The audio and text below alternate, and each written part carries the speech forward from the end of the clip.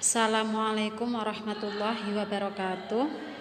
Kepada yang terhormat Ibu Nusaibah STHI MPD selaku dosen pengampu mata kuliah pengembangan keterlibatan orang tua dalam pendidikan anak usia dini, dan kepada teman-temanku semua yang selalu kami sayangi. Di sini kami dari kelompok 4, saya Ana Khairul Latif dan rekan saya As'adatul Jalaliyah akan mempresentasikan makalah kami dengan judul Saudara, Hubungan dengan Saudara dan Pengaruh Saudara. Yang pertama yaitu saudara. Saudara didefinisikan sebagai kerabat keluarga laki-laki maupun perempuan yang lebih muda ataupun lebih tua. Sedangkan saudara kandung didefinisikan sebagai individu yang memiliki hubungan saudara dari orang tua biologis yang sama. Menurut Wilczek, penggunaan istilah saudara kandung diartikan sebagai individu yang memiliki pengalaman dan tumbuh dalam keluarga yang sama, sedangkan menurut Korsini adalah saudara kandung adalah suatu hubungan antara saudara laki-laki atau saudara perempuan yang terdapat di dalam keluarga inti dan merupakan hubungan yang terjadi begitu adanya. Menurut Furman dan Buurmester, faktor-faktor yang mempengaruhi hubungan antar saudara kandung secara umum ada 3. Yang pertama yaitu konstelasi keluarga, yang kedua perlakuan orang tua, dan yang ketiga adalah hubungan orang tua dan anak.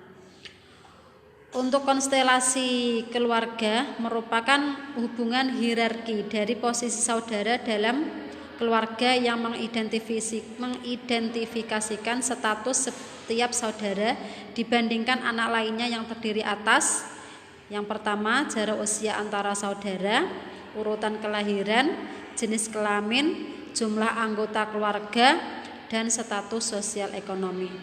Terima kasih. Untuk yang selanjutnya yaitu pengaruh dari saudara akan disampaikan oleh Ibu As'adatul Jalaliyah. Kepadanya saya persilahkan. Yang selanjutnya yaitu pengaruh saudara.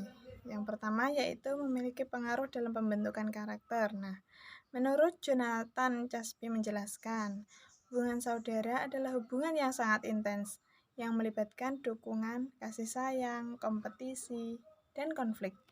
Hal inilah yang mendasari pembentukan karakter tersebut. Nah, anak bisa belajar menjaga hubungan, baik itu kedekatan, persaingan, dukungan, berdebat, konflik, hingga bermain itu dari saudara. Semua itu berasal dari interaksi dengan saudara. Nah, hal tersebut bisa mempengaruhi dalam pembentukan karakter. Yang selanjutnya yaitu kakak yang lebih tua bisa membuat adik lebih pintar. Contohnya, adik sedang belajar matematika dan ada yang belum bisa dikerjakan. Kemudian kakak bisa mengajari adiknya sehingga bisa mengerjakan sesuatu yang sulit tadi. Yang selanjutnya yaitu kakak yang lebih tua biasanya lebih pintar, karena kakak biasanya yang berpikir. Nah, contohnya, ketika ada kesulitan, seperti adik belum bisa membaca, kakak bisa mengajarinya. Jadi adik bertanya dan kakak yang berpikir, biasanya seperti itu. Yang selanjutnya yaitu menjadi pribadi yang ramah dan hangat. Nah, dengan adanya saudara, kita berkomunikasi setiap harinya, kita bisa belajar menjadi pribadi yang ramah dan hangat untuk selalu hidup rukun dan saling mengasihi satu sama yang lainnya. Nah, melansir dari laman Time, nah berikut pengaruh yang memperlihatkan keterkaitan saudara untuk kesehatan mental hingga tubuh. Ternyata ada pengaruhnya.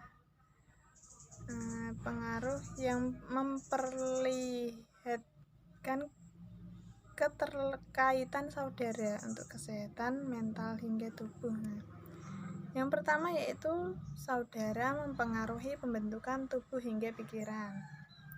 Dengan adanya saudara dalam kehidupan sehari-hari, bisa mempengaruhi pembentukan tubuh hingga pikiran. Misalnya, adik orangnya pemalas.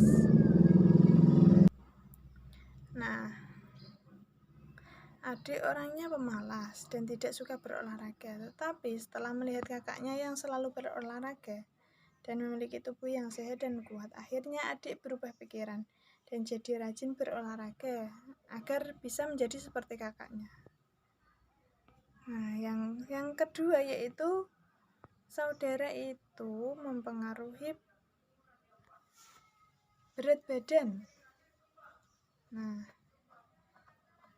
contohnya kebiasaan makan. Nah, antara kakak dan adik mempunyai selera yang sama, suka diet sehingga mempengaruhi berat badan. Nah, yang selanjutnya yaitu saudara itu bisa dianggap sebagai guru. Nah, hidup bersama sejak kecil menghasilkan saling keterkaitan dan keeratan secara emosional. Umumnya, kakak dan adik terbiasa saling membantu proses ajar-mengajar keduanya hingga dalam kondisi sosial mereka. Adanya proses ajar-mengajar tadi, keduanya bisa saling belajar. Nah, dengan adanya saudara, kita bisa saling belajar bertukar komunikasi, bertukar pikiran, dan bisa saling mengambil pelajaran dari kehidupan sehari-hari bersama saudara. Bisa dijadikan guru atau pengalaman hidup. Yang selanjutnya yaitu memberikan peluang depresi. Nah, terkadang dalam sebuah keluarga di dalamnya ada selisih paham yang menyebabkan pertengkaran sehingga memberikan peluang depresi sebelum menemukan solusinya. Nah, adanya pertengkaran itu memang hal yang wajar dan bisa menyebabkan depresi atau tertekan bila pertengkaran belum menemukan solusinya. Nah, yang selanjutnya yaitu di balik depresi ada sumber kebahagiaan. Nah, tak hanya memicu pertengkaran dan menjadi depresi. Nah, saudara pun mampu memberikan kenyamanan saat salah satu dari mereka atau kakak adik tersebut tadi mereka sedang mengalami masalah dan stres.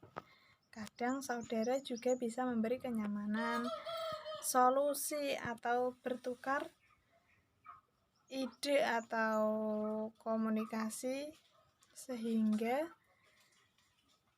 sesuatu masalah bisa terselesaikan dengan kita berkomunikasi dengan saudara. Nah, ternyata saudara itu sangat penting ya bagi kehidupan kita sehari-hari. Nah, demikian presentasi dari kami. Mohon maaf apabila ada kesalahan. Saya akhiri. Wassalamualaikum warahmatullahi wabarakatuh.